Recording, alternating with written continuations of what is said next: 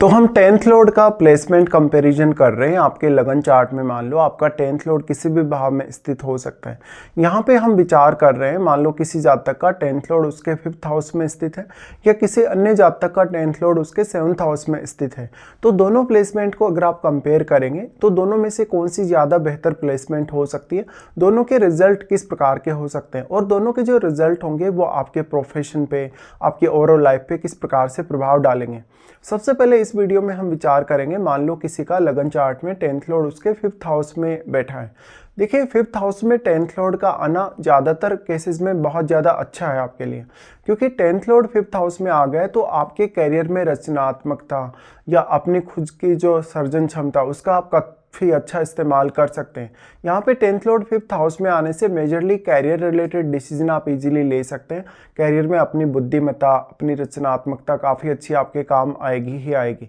ऐसे केस में अब आप कितने ज़्यादा टैलेंटेड हैं, कितनी ज़्यादा बुद्धिमान हैं, आपकी मानसिकता कैसी है, आपके विचार करने का तरीका, सोचने का तरीका कितना ज़्यादा फास्ट है या कितना ज़्यादा धीमा है।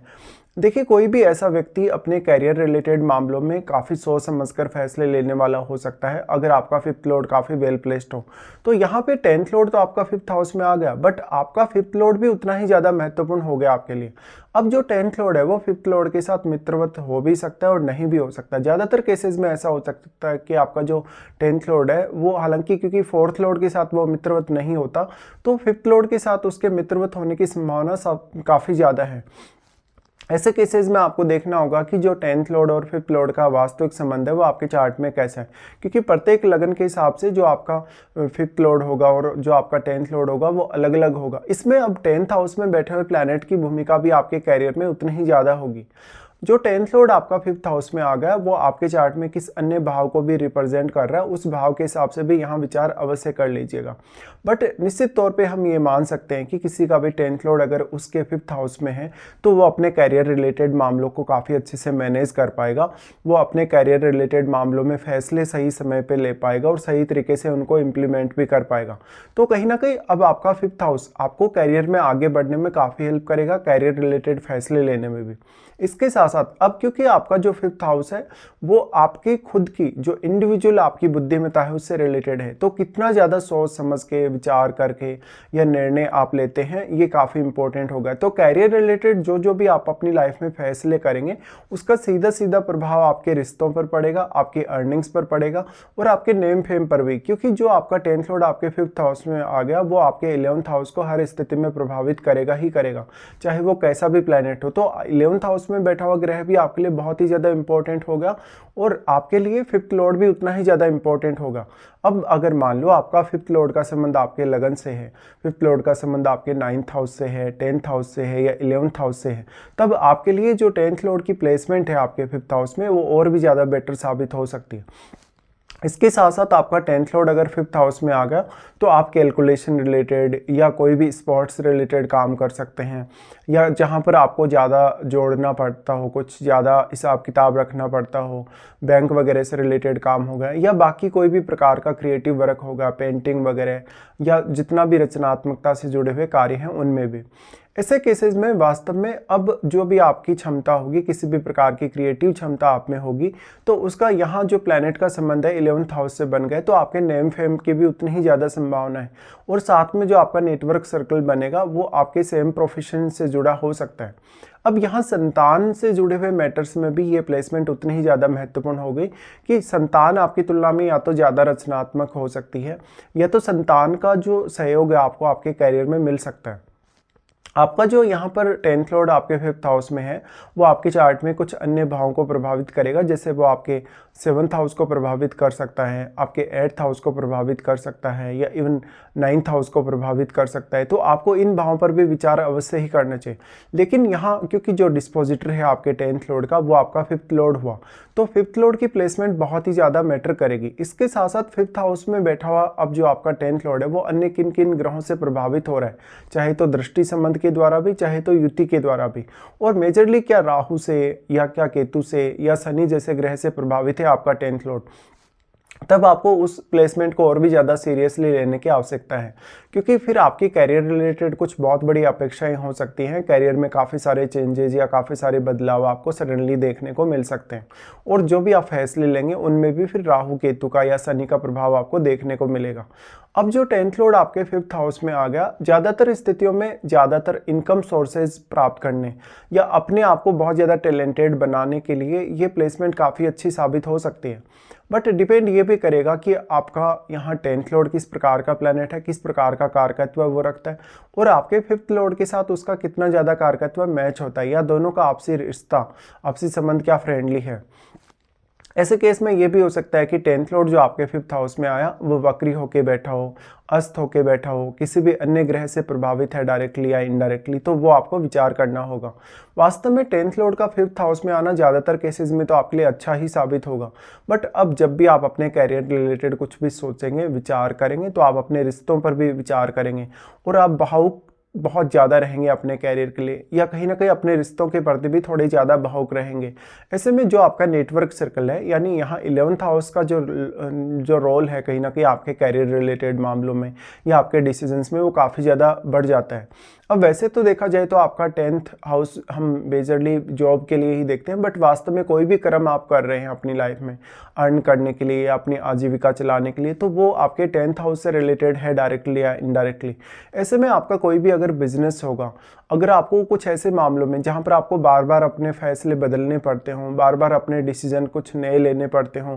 या अपना जो कार्य है उसको बहुत ज़्यादा मैनेज करके चलना पड़ता हो, ऐसे में 10th लॉर्ड का 5th हाउस में जाना और भी ज़्यादा बेटर साबित हो सकता है। अब आप ये देखिए कि 10th लॉर्ड आपका किस अन्य भाव का भी स्वामी है आपके चार्ट में, जिस भी अन्य भाव का वो स्वामी है उसके साथ भी आपको संबंध जोड़कर देखना चाहिए।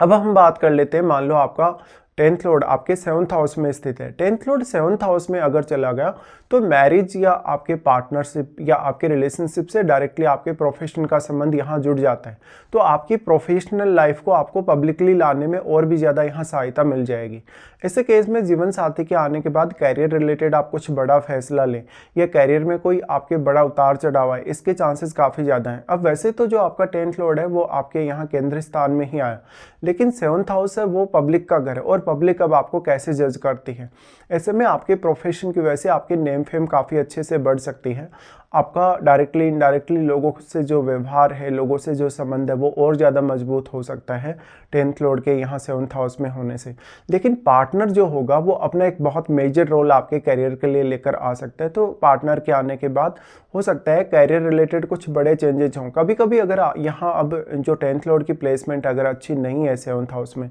या 7th लॉर्ड की प्लेसमेंट अगर अच्छी नहीं है, तो कैरियर रिलेटेड मामलों में काफ़ी सारी प्रॉब्लम्स भी आपको आती हैं, और फिर आप अपने रिश्ते के साथ बहुत ज़्यादा कॉम्प्रोमाइज़ करते हैं या तो कैरियर के लिए, या तो फिर कैरियर के साथ बहुत ज़्यादा कॉम्प्रोमाइज़ आप करते हैं।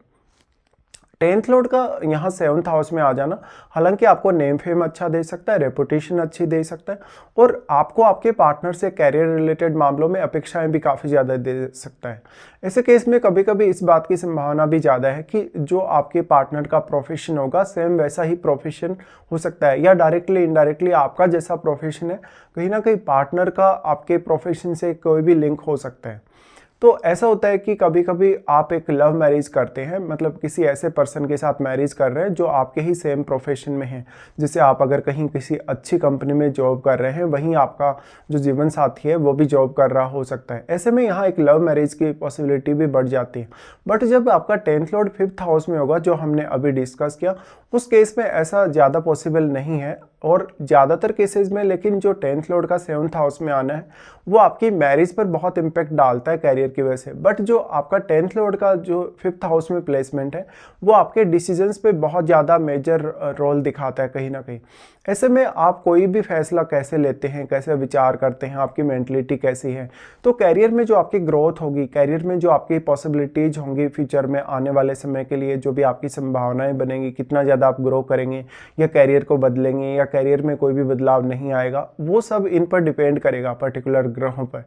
अब जो आपका 10th लॉर्ड है वो किस प्रकार का ग्रह है, अगर वो एक बहुत एग्रेसिव प्लैनेट है, अगर एक फायरी प्लैनेट है, तो वो निश्चित तौर पे आपकी अपेक्षाएं आपके पार्टनर से भी बढ़ाएगा और आपके कैरियर से, दोनों से ही। तो यहाँ जब भी आपका 10th लॉर्ड आपके 7th हाउस में आ जाए, ऐसे केस में आपको कैरियर में और अपने जीवन साथी के साथ रिलेशनशिप को लेकर दोनों में बैलेंस बनाना बहुत ज़्यादा ही जरूरी हो जाएगा। अब जो आपका 10th लॉर्ड आपके 7th हाउस में आ गया, वो क्योंकि आपके लगन को प्रभावित करेगा यहाँ से, यानी वो अपनी एस्पेक्ट लगन पे डालेगा ही। ऐसे में चाहे वो कोई भी प्लैनेट हो, आपके लगन को प्रभावित किए बिना नहीं रह सकता। और अगर आपका लग्नेश भी ऐसे में आपके 10th लॉर्ड से प्रभावित हो रहा है, तो आप कैरियर पर कभी कभी बहुत ज़्यादा मेजर फोकस करते हुए नजर आएंगे। और ऐसा भी हो सकता है, अगर आपका 10th लॉर्ड मान लो शनि जैसा ग्रह है, आपका 10th लॉर्ड मान लो अगर सूर्य जैसा ग्रह है, तो मेजरली आपका जो डोमिनेंस होगा कैरियर में वो ज़्यादा हो सकता है पार्टनर की तुलना में। और कभी कभी तो अगर आपका 7th लॉर्ड भी काफ़ी वेल प्लेस्ड है, तो आपका पार्टनर भी आपको कैरियर रिलेटेड मामलों में या डोमेस्टिक मामलों में काफ़ी ज़्यादा डोमिनेट करता हुआ नजर आएगा।